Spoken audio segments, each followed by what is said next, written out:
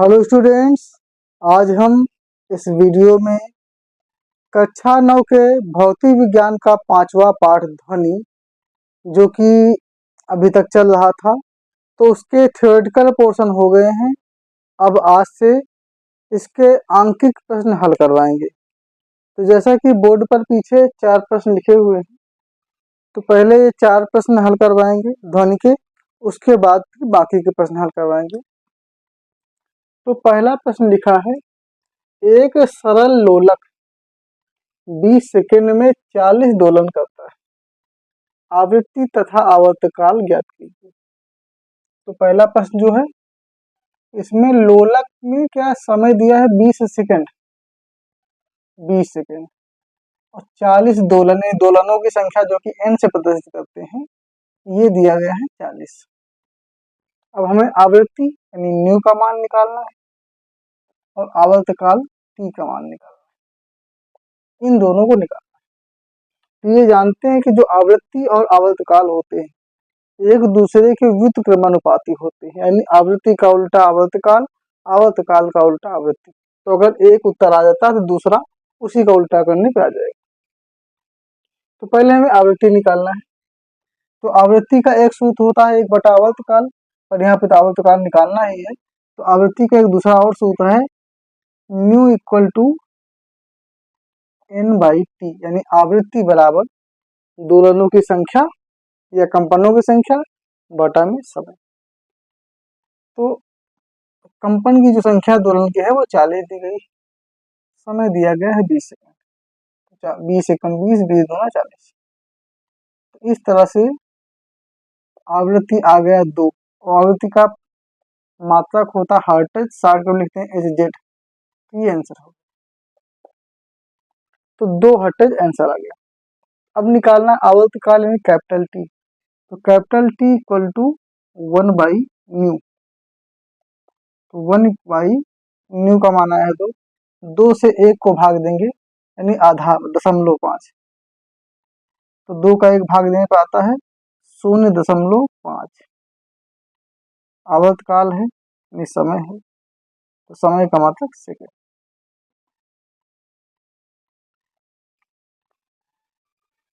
तो इसमें 2 उत्तर आ गए हैं। एक तो इसमें आवृत्ति पूछी गई, तो आवृत्ति बराबर दोलनों की संख्या बटा समय, इसको रख के आवृत्ति निकाल लिया गया। फिर आवर्तकाल निकालना था, नहीं समय। तो जो समय निकालना था आवर्तकाल, उसमें क्या है कि आवृत्ति का उल्टा होता है, तो 1 बटा आवृत्ति। तो आवृत्ति का मान रखा, 2 का 1 से भाग देंगे तो हो जाएगा आधा, मतलब 0.5। या भाग देकर देखना चाहे तो 2 भागे 1, 0.0, 2 पंचे 10, वही आ गया 0.5। तो ये पहला प्रश्न हल हो गया है। अब इसके बाद दूसरा प्रश्न देखते हैं। दूसरा प्रश्न है, एक स्वरित्र की आवृत्ति 256 हर्ट्ज।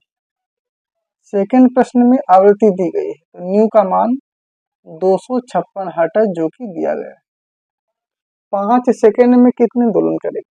तो समय दिया गया है 5 सेकंड, पूछ रहा है कितने दोलन करेगा, यानी यहाँ पर n निकालना है हमें, दोलनों की संख्या निकालनी है।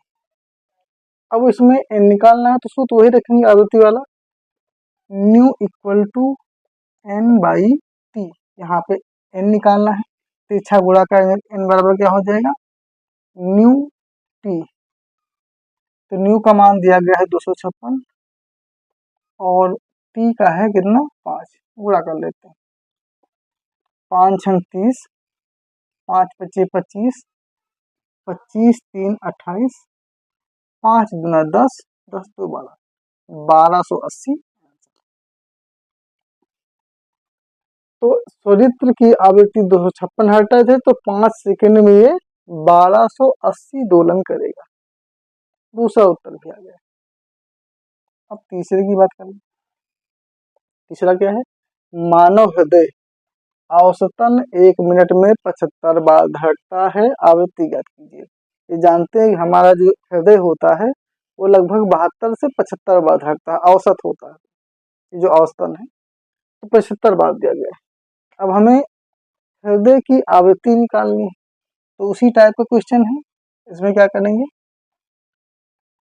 समय दिया है 1 मिनट, 1 मिनट। तो सबसे पहला काम है कि मिनट को सेकंड बदलें, तो 1 मिनट में होता है 60 सेकंड। फिर 75 बार, यानी दोलन क्या हो रहा है, जो धड़कन है 75 बार है। और निकालना है आवृत्ति, यानी यहाँ भी न्यू अज्ञात है। तो सेम सूत्र रखेंगे, nu equal to n by T. n का मान है 75 और t है 60। अब काटें तो 5 से कट जाएगा या 15 से कट जाएगा। 15 चौके 60, 15 पचे 75, 4 यानी 5/4। अब 4 से 5 को भाग दे देते, 4 एकम 4 बचा 1.0, 4 दूना 8 बचा 2, 0, 4 पंचे 1.25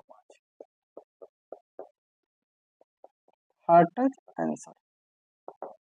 यानी मनुष्य का हृदय 1 मिनट में 75 बार धड़कता है, तो मनुष्य के हृदय की जो आवृत्ति हुई वो 1.25 यानी 1.25 हार्ट टच। टी आंसर आएगा। तो ये 3 प्रश्न हो गए हैं। इन 3 प्रश्नों के स्क्रीनशॉट ले लीजिए, फिर चौथा बताते हैं। तो हट जा रहे हैं। अब इसके बाद फिर चौथा प्रश्न, ध्वनि तरंग की आवृत्ति 2 किलो हर्ट्ज और तरंग दैर्घ्य 35 सेंटीमीटर, यह 1.5 किलोमीटर चलने में कितना समय लेगी। तो इसको मिटाते हैं। तो चौथे प्रश्न में आवृत्ति दी गई है, तरंग दैर्घ्य दिया गया है, दूरी दी गई है, समय निकालना है। तो ये जानते हैं समय का सूत्र होता है समय बराबर दूरी बटे 4 या 2/2।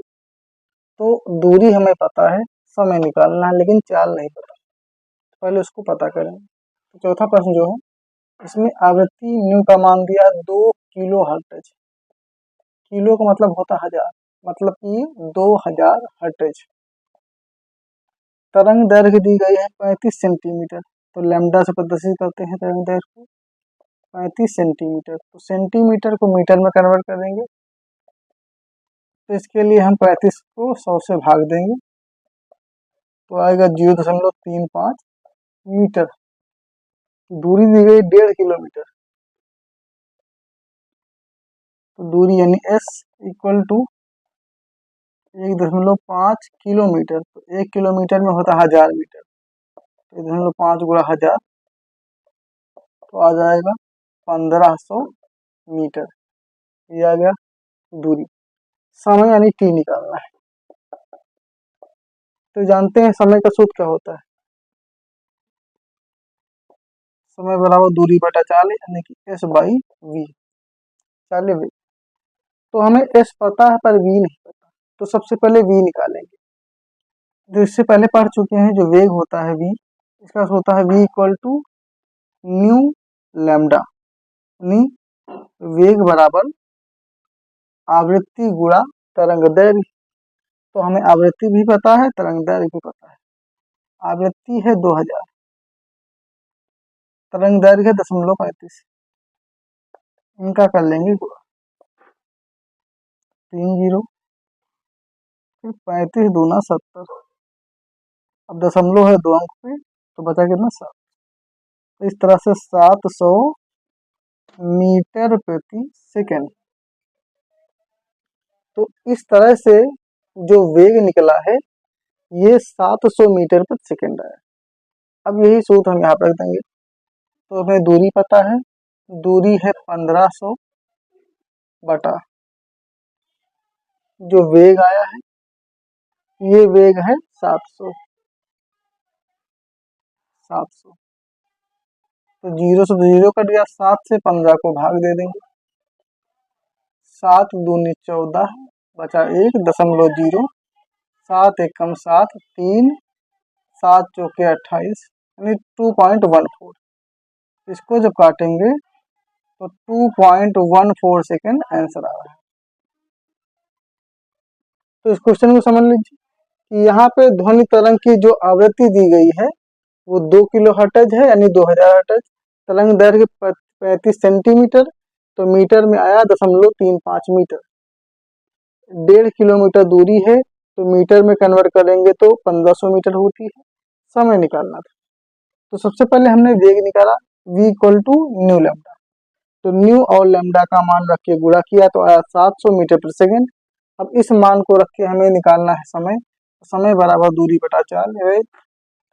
तो समय निकालना है, दूरी यहाँ पे दी गई है 1500 और वेग निकला है 700, इसको भाग दे गया तो 2.14 सेकेंड ऐसा है। तो इसका स्क्रीनशॉट लीजिए। तो इस वीडियो में हमने ध्वनि पाठ के 4 अंकित प्रश्न हल करवाए।